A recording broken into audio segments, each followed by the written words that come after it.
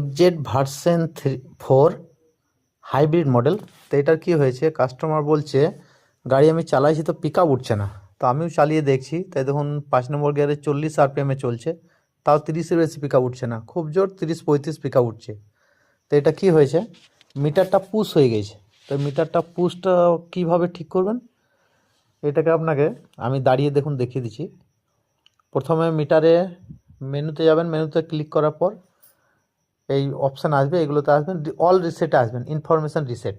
এই রিসেটে এসে এখানে অল রিসেটে এসে আপনি রিসেট করে দেবেন। রিসেট করে দিলে দেখুন এইটা মিটারটা ঠিক হয়ে যাবে। প্রথমে যেমন 2127 মিটার দেখাচ্ছিল, এখন রিসেট করার পর চালাইলে দেখবেন মিটারটা যেটা পুশ হয়েছিল সেটা টোটাল রিডিংটাই চলে আসবে। তো এখন 3379 মতো রিডিং এসছে, দেখুন এই দেখুন আমি দেখিয়ে দিচ্ছি ঠিক মতো, দেখুন লাস্টের দিকে দেখুন ঠিক মতো দেখা যাবে। তো থ্যাংক ইউ। আমার ভিডিও ভালো লাগলে লাইক শেয়ার কমেন্ট করবেন। এখন দেখুন পিক আপটাও ঠিক উঠছে, পিক আপ আর কোনো প্রবলেম নাই, 40 পিক আপে 55-60 পিক আপ উঠে যাচ্ছে। দেখুন মিটারটা দেখুন কত হয়েছে, হ্যাঁ দেখুন মিটারটা হয়ে গেছে এখন 3389।